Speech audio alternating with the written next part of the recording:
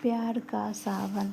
सावन की पहली बारिश और भगवान शिव का अद्भुत आशीर्वाद। सावन का पहला दिन था। सुबह की ठंडी हवा, काले बादलों की हल्की चादर और मिट्टी की भीनी भीनी खुशबू पूरे गांव में फैल चुकी थी।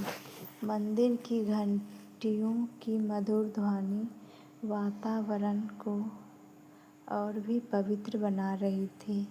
ऐसा लग रहा था मानो स्वयं प्राकृतिक भगवान शिव का स्वागत कर रही हो। गांव के किनारे रहने वाले एक लड़की आराध्या हर साल सावन का बेसब्री से इंतजार करती थी। उसका विश्वास था कि जो भी सच्चे मन से इस पवित्र महीने में भगवान भोलेनाथ की पूजा करता है, उसकी हर मनोकामना पूरी होती है। लेकिन इस बार उसके मन में एक गहरी चिंता थी। उसके पिता लंबे समय से बीमार थे और घर की आर्थिक स्थिति भी ठीक नहीं थी। सावन के पहले सोमवार की सुबह आराध्या ब्रह्म मुहूर्त में उठी। उसने स्नान किया, सफ़ेद वस्त्र पहने और एक छोटी सी पूजा की थाली में बेलपत्र, धतूरा, गंगाजल, चंदन और कुछ फूल रखकर मंदिर की ओर चल पड़ी। रास्ते में हल्की हल्की बारिश शुरू हो गई। हर बूंद उसके विश्वास को और मजबूत कर रही थी। मंदिर पहुंचकर उसने भगवान शिव का जलाभिषेक किया और आंखें बंद करके प्रार्थना की, हे भोलेनाथ, मुझे धन दौलत नहीं चाहिए, बस मेरे परिवार को स्वस्थ और खुशहाल बना दीजिए। उसकी आँखों से आंसू बहने लगे। तभी मंदिर के पुजारी ने मुस्कुराते हुए कहा, बेटी, भगवान शिव अपने भक्तों की परीक्षा लेते हैं, लेकिन उन्हें कभी निराश नहीं करते। आराध्या ने पूरे सावन रोज मंदिर जाना शुरू कर दिया। वह ज़रूरतमंद लोगों की मदद भी करती थी, गायों को रोटी खिलाती और हर शाम शिव चालीसा का पाठ करती। धीरे धीरे उसके जीवन में बदलाव आने लगे।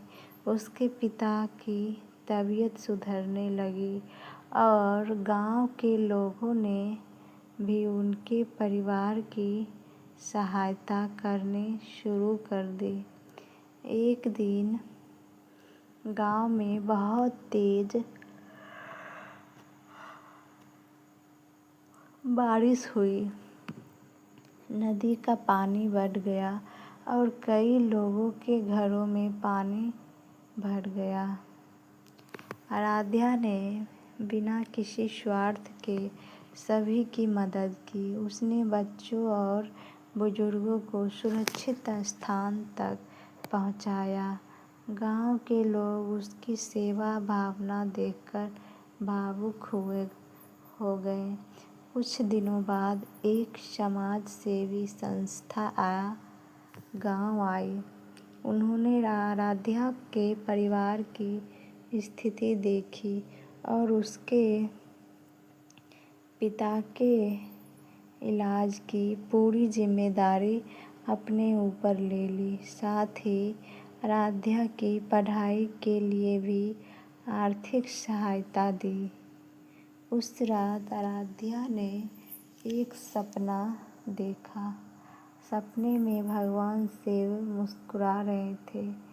उनके माथे पर चंद्रमा चमक रहा था और जटाओं से गंगा बह रही थी। उन्होंने कहा, जिसने दूसरों के दुख को अपना समझा, उसकी हर प्रार्थना मेरे तक पहुंचती है। सुबह जब उसकी आँख खुली तो उसका मन अद्भुत शांति से भर गया। अब उसे विश्वास हो चुका था कि सच्ची भक्ति केवल मंदिर में दीप जलाने से नहीं, बल्कि दूसरों के जीवन में उम्मीद की रोशनी जलाने से होती है। सावन का महीना धीरे धीरे बीतने लगा। गांव में हर सोमवार भजन कीर्तन होने लगे। बच्चे, बुजुर्ग, महिलाएं और युवा सभी मिलकर हर महादेव का जय घोष करते। पूरा वातावरण भक्ति और प्रेम से भर जाता। आराध्या ने महसूस किया कि भगवान शिव केवल चमत्कार नहीं करते, बल्कि इंसान के भीतर साहस, धैर्य और सेवा की भावना भी जगाते हैं।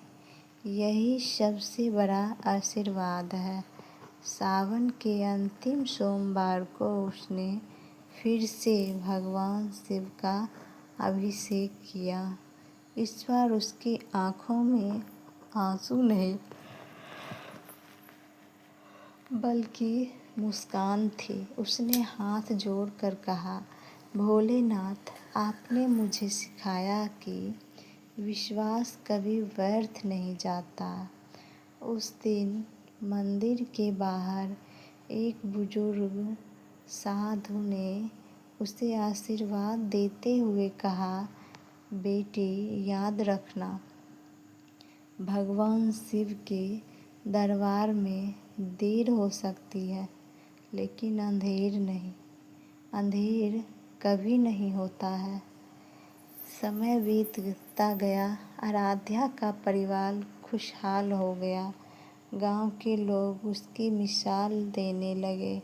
हर सावन वह लोगों को यही संदेश देती, सावन केवल व्रत और पूजा का महीना नहीं है, बल्कि प्रेम, सेवा, करुणा, क्षमा और विश्वास का पर्व है। जो व्यक्ति सच्चे मन से भगवान शिव का स्मरण करता है और दूसरों की मदद करता है, उसके जीवन में सुख, शांति और सफलता अवश्य आती है। आइए इस पावन सावन में हम सभी अपने मन से अहंकार, क्रोध और ईर्ष्या को दूर करें। भगवान भोलेनाथ से प्रार्थना करें कि वे हमें सत्य के मार्ग पर चलने की शक्ति दे, हमारे परिवार को स्वस्थ रखे और हमारे जीवन को प्रेम, खुशियों और सकारात्मकता से भर दे। हर हर महादेव। ओम नमः शिवाय। आप सभी को पावन सावन की हार्दिक शुभकामनाएं। भगवान भोलेनाथ की कृपा आप और आपके परिवार पर सदैव बनी रहे। दोस्तों, उम्मीद करती हूँ आपको हमारी कहानी पसंद आई होगी। कहानी पसंद आई हो तो वीडियो को लाइक करें, चैनल को सब्सक्राइब करें और